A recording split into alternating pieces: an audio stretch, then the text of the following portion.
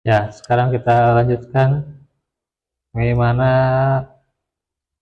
tentang kunci-kunci tadabbur Al-Quran. Bahwasanya kunci yang kedua itu adalah mencintai Al-Quran ya.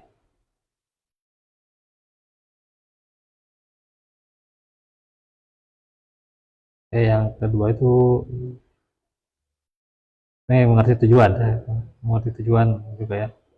Yang pertama mencintai Al-Quran, yang kedua mencintai apa? Ya gak lupa juga. Udah lama nih. Memahami tujuan ya. Memahami tujuan. Ini masuk ke perkara etik ya.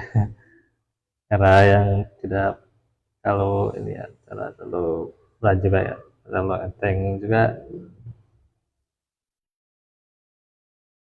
Nah, memahami apa yang kita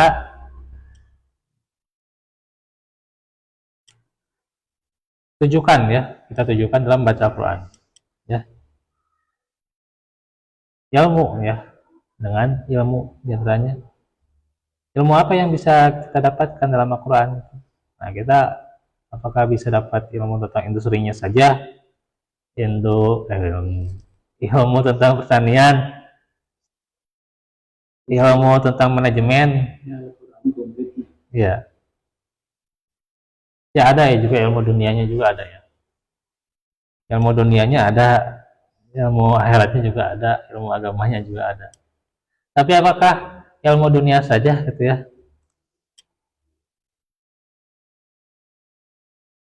Nah, ini yang paling harus kita pahami juga, dijawab oleh Ibnul Qayyim rahimahullah dalam bait-bait syairnya.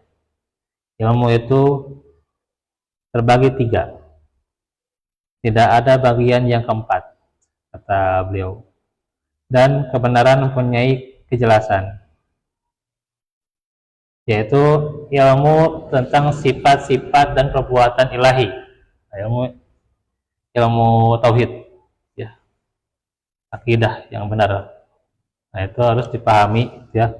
Ilmu yang dalam Al-Quran kan banyak tentang sifat-sifat Allah ya, mulai memahami kita tentang bagaimana sifat Ar-Rahman Ar-Rahimnya Allah kan Al-Fatihah gitu ya.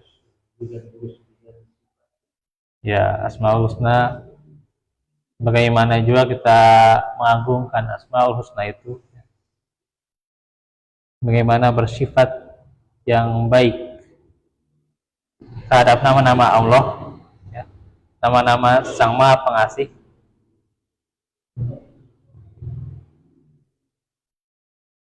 Kemudian ilmu tentang perintah dan larangan yang merupakan agamanya ya. Jelas ya tentang perintah, kewajiban-kewajiban yang Allah perintahkan, dan larangan-larangan yang harus kita cegah, yang juga Allah larang dalam Al-Quran.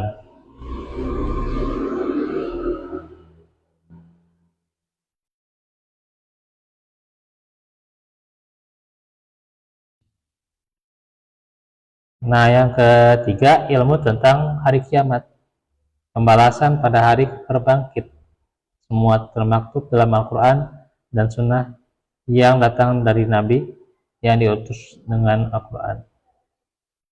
Jadi ada tiga kata beliau, ilmu akidah, sifat-sifat dan perbuatan ilahiyah, juga ilmu tentang perintah dan larangan, serta ilmu Al-Quran, ilmu hari kiamat juga ya, diantaranya.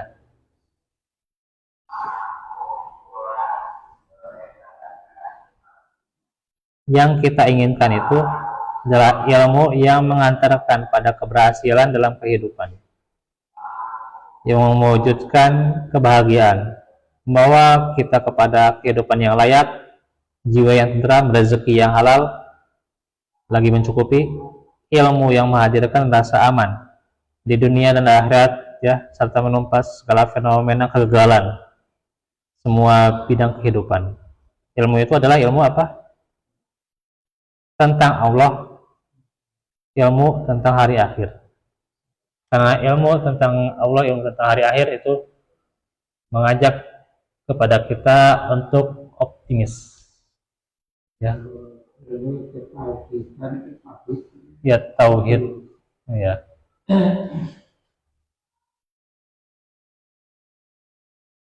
Karena itu ilmu yang pertama diajarkan oleh para nabi adalah ilmu tauhid, ya. Ilmu yang menuntun kita dan juga diantaranya beristighfar. Fa'alam annahu la ilaha illallah wastaghfir lidzambik walil mu'minina wal mu'minat. Allahu ya'lamu mutaqallabakum wa matwaakum. Ketahuilah bahwa tidak ada ilah yang patut disembah selain Allah, dan beristighfarlah atas dosa-dosamu. Muhammad ayat 23. Kita memintakan maaf kepada orang tua itu bisa ya? Ya. Di wali-wali daya. Ya, silakan. Istighfar bi fili wali walidaya, ya. Atau Rabbana fili wali walidaya lil mu'minina, ditambah juga dengan orang-orang yang beriman. Yaumul yaqumul hisab.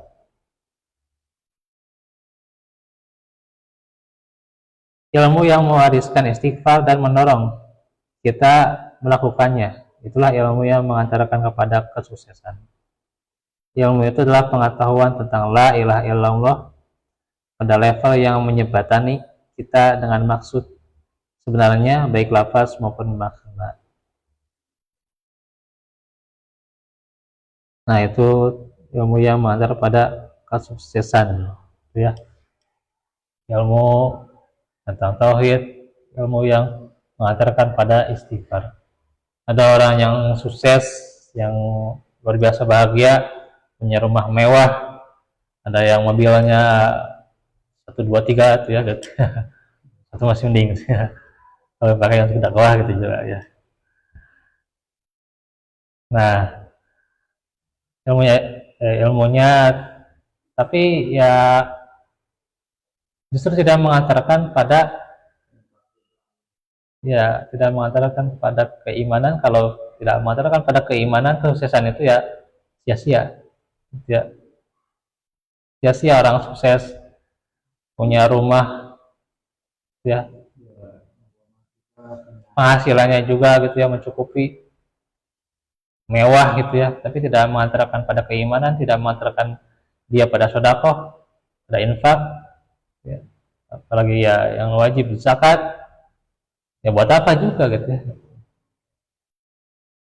Nah, itu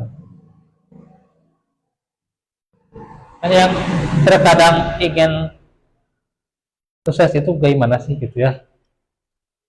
Kita itu kalau mau sukses itu yang kayak gimana gitu kan, gambarannya pasti berbeda-beda tiap orang lah gitu ya.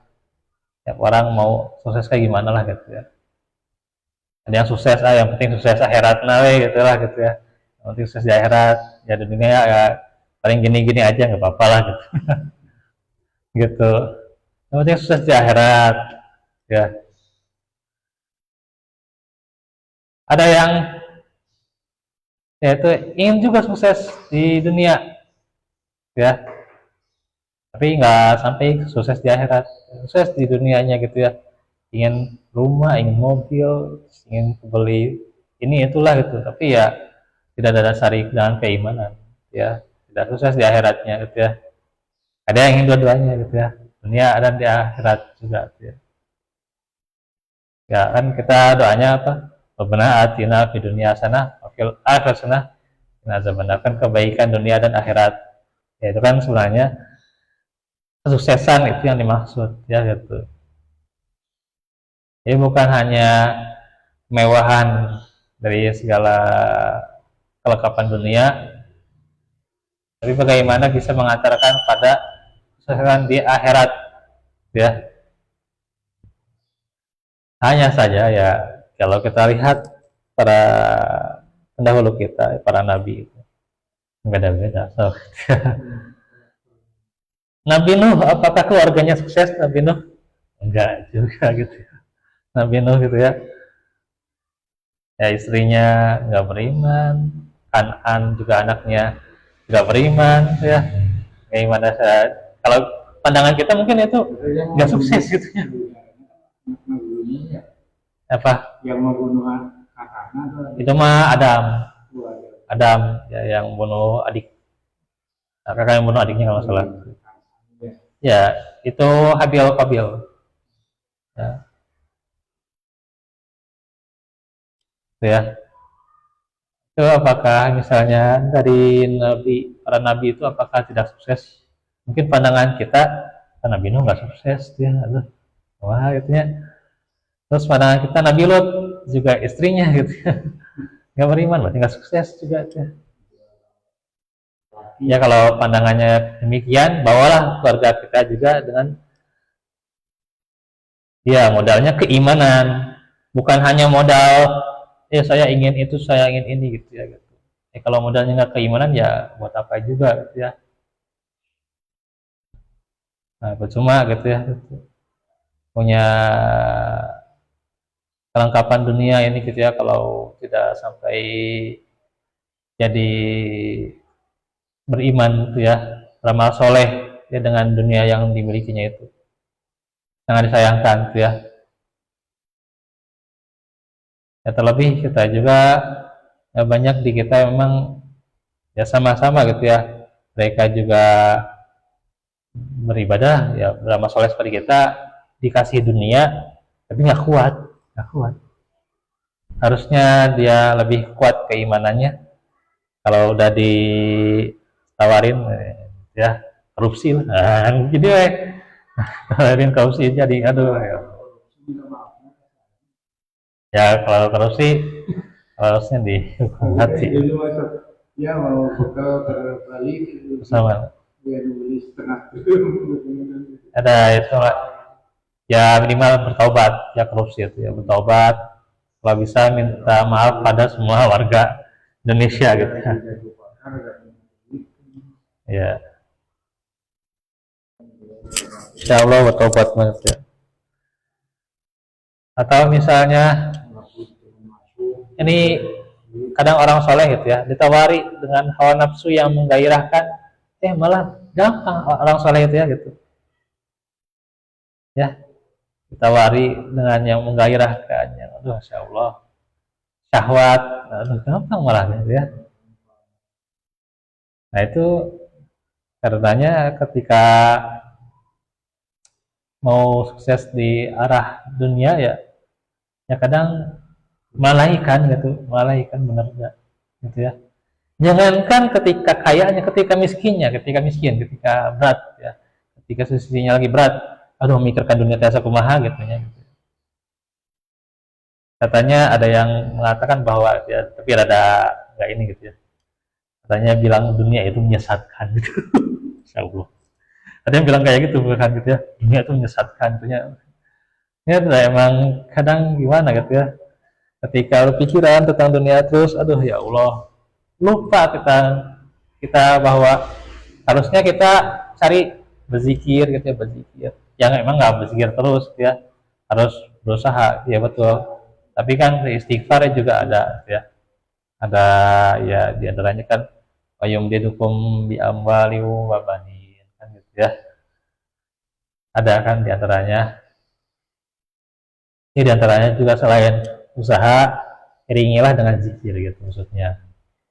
Iringilah dengan zikir. Tidak hanya usaha saja, mengandalkan usahanya, mengandalkan upayanya, gitu ya, pekerjaannya, tapi ya lupa akan berzikir ya. Ya sehingga kalau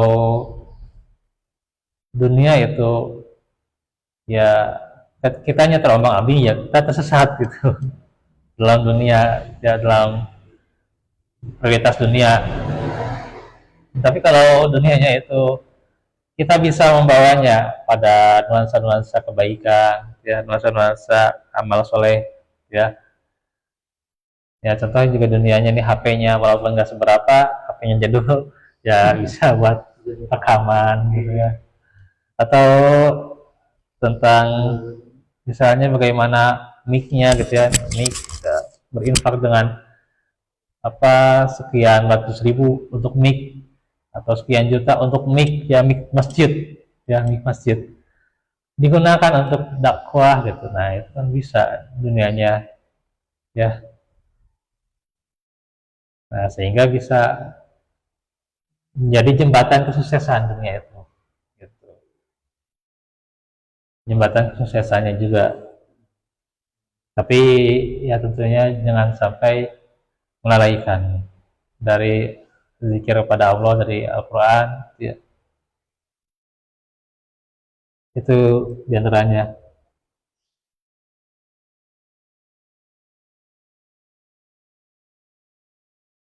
Nanti kita bisa jelaskan lebih lanjutnya tentang kesuksesan ya. Ibnu Abbas radhiyallahu anhuma menafsirkan firman Allah, innama yakhshallaha min ibadihi ulama. Ini tadi ya di Masjid Al-Ikhlas ya, menjelaskan surah Fatir ya, dalam khutbah ya, ayat 28 tentang ulama. Tapi ya, keutamaan ulama, ketinggian ilmu ya, karena memang ilmu yang tinggi dan juga para penghuni ilmunya atau para ulamanya itu harus dihormati. Itulah yang bisa membawa pada kebarokahan, yang bisa membawa pada matinya husnul khatimah. Ketika orang itu dia melecehkan para ulama, tidak menghormatinya gitu ya, walaupun hanya sejengkal saja, jangan sampai berharap dia untuk husnul khatimah gitu ya gitu. Karena dan dia melecehkan Rasul Anbiya, melecehkan penerus para nabi gitu ya.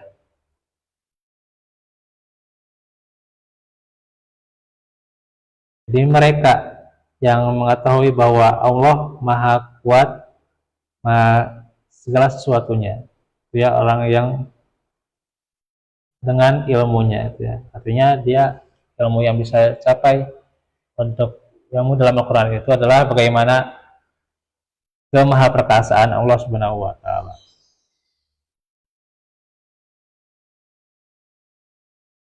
Ini masih panjang ya. Nah, kata ilmu. Ilmu itu kan sebuah istilah yang mengandung dari makna ilmu itu ya, makna yang tidak terbatas. Karena ilmu itu kan banyak cabangnya ya. Ilmu apa aja itu banyak cabangnya. Ilmu tauhid itu banyak cabangnya juga, ilmu tasawuf banyak juga cabangnya ya. Ilmu akhlak cabangnya banyak juga ya. Semuanya ilmu itu bercabang ya. Sehingga kita tidak akan sampai gitu ya ilmu itu ya. Nah, saya juga berdialog dengan salah satu dari DKM Atlas itu ya, salah satu sepuh DKM Atlas itu ya. Beliau ngajak dialog di surah surah Luqman ya, yang kalaupun misalnya kita ya misalnya nih sungai gitu atau lautan, nah ada pena ya, yang pena itu misalnya digambarkan di lautan itu ya tidak akan bisa memenuhi lautan itu ya gitu. Jadi ya itulah ilmu kita yang terbatas, ilmu kita terbatas, ya nggak ada ujung-ujungnya ya yang namanya ilmu kalau kita dicari. Tetapi ketika itu ilmu itu dicari walaupun hanya sedikitnya, itulah yang akan membuat kita menjadi terbimbing gitu ya. Artinya ketika kita mencari ilmu, semakin kita tahu tentang ilmunya, semakin menguasai ilmunya, semakin kita itu bodoh ya. Kita itu bodoh, bukan semakin pintar, karena pasti kita belum mencapai cabang ilmu yang lain ya. Banyak sekali cabang ilmunya gitu. Ilmu tauhid aja, ilmu tasawuf udah tercapai kita ya. Nggak tercapai. Waro-waro di marifat ya hakikatnya kayak bingung-bingung gitu ya. Gitu. Makanya masih belum sampai. Ilmu tauhidnya ini ajaran salafus salih belum sampai juga gitu ya. Kadang ya kita dalam beribadah kurang khusyuk lah gitu, kurang mengenal dalam ibadah gitu ya. Kadang juga tidak mengerti isinya gitu juga kan gitu. Nah itu berarti belum sampai ilmunya. Tapi ya tetap ilmu itu dicari ya gitu. Tetap ilmu itu dicari. Aja. Ya. Cari yang itu wajib. Ya. Karena fidal bahru apa qabla anta mimma turuk wal jinna bimislihi madada. Itu mah itu ya di surah Al-Kahfi ya. Ya itu juga bisa ya, selain surah Luqman, surah Al-Kahfi.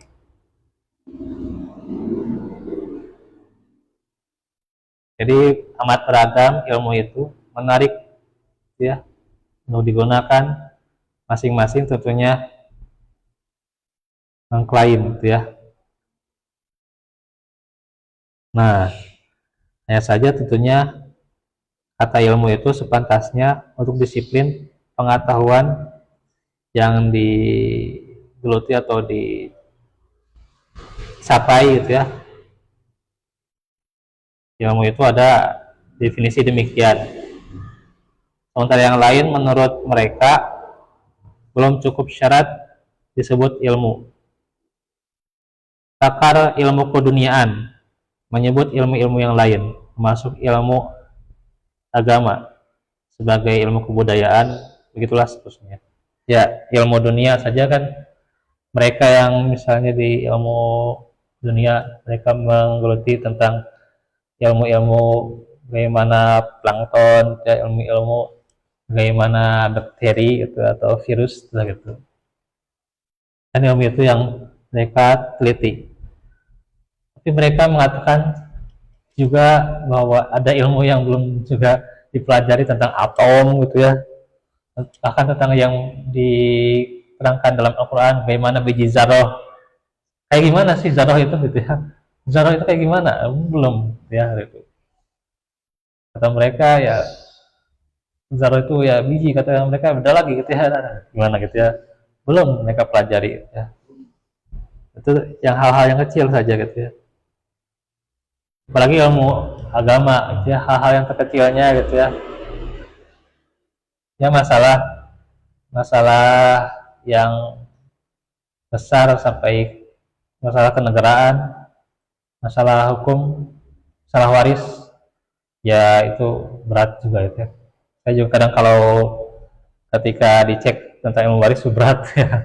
Gimana menjelaskannya, aduh, ingin cari yang lain lah kalau ilmu waris, jangan saya gitu ya. Gitu. Karena ya masih berat lah gitu. Posisinya kalau menjelaskan itu ya, ada akan ditarki juga ya bidang-bidangnya gitu ya. Ya kelihatan lah gitu ya. Ilmu yang itu saja yang tinggi, apalagi ilmu yang kecilnya gitu ya gitu. Ilmu ya tentang wudhu gitu ya, bagaimana tentang sholat juga banyak sekali yang belum kita kaji gitu ya. Nah itu ya paling ya bisa aja bilang ya itu mah wudhu dan sholat itu aja gitu ya, itu bisa aja bilang kayak gitu, gitu ya. Padahal enggak juga gitu ya. Kalau kita ingin terus belajar, ya kadang kalau kita tidak dipelajari ilmu kayak gitu juga, ya kita sholat kita bagaimana diperbaiki ya gitu. Bagaimana wudhu kita juga diperbaiki gitu ya. Kadang ada hal-hal yang belum kita temukan gitu ya. Ada hal-hal yang terkadang seharusnya ini sunnah, ya kita mungkin ilmunya masih terbatas karena itu belum bisa menerapkannya juga gitu ya gitu. Ya, jangankan menerapkan, mengamalkan saja berat ya gitu. Ya apalagi sekarang kalau subuhnya awal waktu, siapa yang sering subuhnya awal waktu gitu, soalnya subuh awal waktu kan yang baru-baru menerapkan ya, kadang mengamalkannya juga berat ya, subuh awal waktu bangun jam berapa gitu ya, harus sudah bangun jam setengah 4 lah minimal lah, bisa udah azan, kadang-kadang udah azan baru bangun udah komat lagi gitu ya. Cepat gitu. Termasuk di dekat saya juga gitu, udah azan pasti masjid udah komat lagi nih. Nah itu kan kadang berat ya hal demikian. Iya, kebiasaan subuhnya gitu. Nah ini yang jadi catatan buat kita agar terus kita termotivasi ya menuntut ilmu ya, ilmu Al-Quran juga tuh banyak sekali ya cabang-cabangnya ya, dan jadikan ilmu itu sebagai kebiasaan kita ya, hal yang membudaya buat kita ya. Kebiasaan yang terus kita terapkan gitu ya, coba dan mencoba terus gitu ya dengan ilmu itu agar menjadi yang terbaik. Begitulah seterusnya juga ya. Wah ini masih panjang nih ya.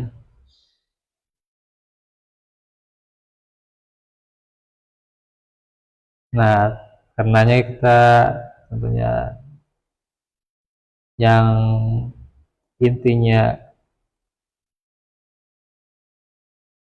adalah bagaimana nantinya pengetahuan tentang halal dan haram ya, yang dicari dalam Quran diketahui, juga ilmu akidah, ilmu fikih ya, tentang keyakinan ya, akidah itu ya,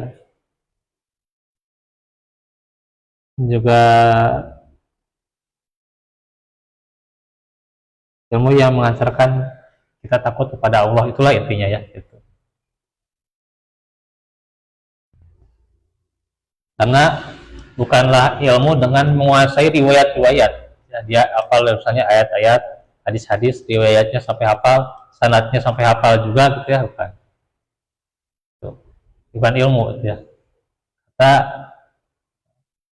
para ulama sebagian dikatakan bahwa ilmu itu bukan dia menguasai riwayat-riwayat sampai diterangkan ini ayatnya ini itu ya, ini halamannya, ini barisnya gitu ya. Bukan hanya itu ilmu itu, tapi ilmu itu yang bisa mengantarkan pada ketakutan dia pada Allah Subhanahu wa taala, pada khasyah ya gitu. Karena sayang sekali banyak di kita juga yang menguasai cabang ilmunya, banyak sekali cabang ilmunya, tapi masih belum benar-benar gitu ya takut kepada Allah gitu ya. Ya karenanya inilah yang harus kita bagaimana tingkatkan ya rasa khasyah kepada Allah ya, dengan senantiasa menuntut ilmu ya, walaupun ilmu kita sedikit ya, ya kita nggak tahu riwayat, misalnya riwayat ini Bukhari Muslim, riwayat ini sahabatnya siapa, Abu Hurairah sahabatnya, nanti dari Abu Hurairah siapa lagi itu liar gitu ya, karena juga ada stres gitu ya. Ya kita nggak tahu ya gitu hadis-hadis ilmunya gitu ya, bagaimana ini riwayat Ahmad ini dari misalnya Imam Ahmad ke siapa gitu ya, sanatnya nanti sanatnya ke imam siapa gitu, lihat gitu pikiran gitu ya, jangan kan pikiran yang kayak gitu, pikiran hutang can beres itu, pikiran hutang can beres, pikiran perkara cicilan can beres, pikiran kontrakan can beres gitu ya, pikiran hadis gitu ya. Gitu ya. Nah itu hanya ini memang jadi ujian buat kita ya, tingkatkan keilmuan, senantiasa kuatkan keilmuan, maka jadikan diri kita untuk senantiasa ya bersama jiwa kita juga takut kepada Allah Subhanahu wa taala, kuatkan rasa takut itu, dan semoga Allah mudahkan kita dalam segala perkaranya, diluruskan, diperbaiki urusan-urusan kita ya, dan juga kaum muslimin agar mendapatkan kesehatan semuanya gitu ya, serta kelapangan gitu ya, masuk juga saudara-saudara kita di Palestina gitu ya. Semoga Allah mudahkan segala perkaranya, Allah berikan juga kesabaran ya. Insya Allah kita lanjutkan lagi ya. Ya memang di sekarang ini cuacanya emang luar biasa ya, ekstrim, tapi nanti bisa di apa kondisikan gitu ya. Ya, semoga kita semakin rajin ya, jangan sampai juga ketika hanya dengan cuaca kita kalah dengan air gitu ya gitu. Bahkan ya, saya juga pernah dikepret gitulah guru saya gitulah, elek ku cai gitulah gitu gitu. Guru saya gitu kan gitu, Masya Allah elek ku cai gitu. Gitu ya. Waalaikumsalam warahmatullahi wabarakatuh.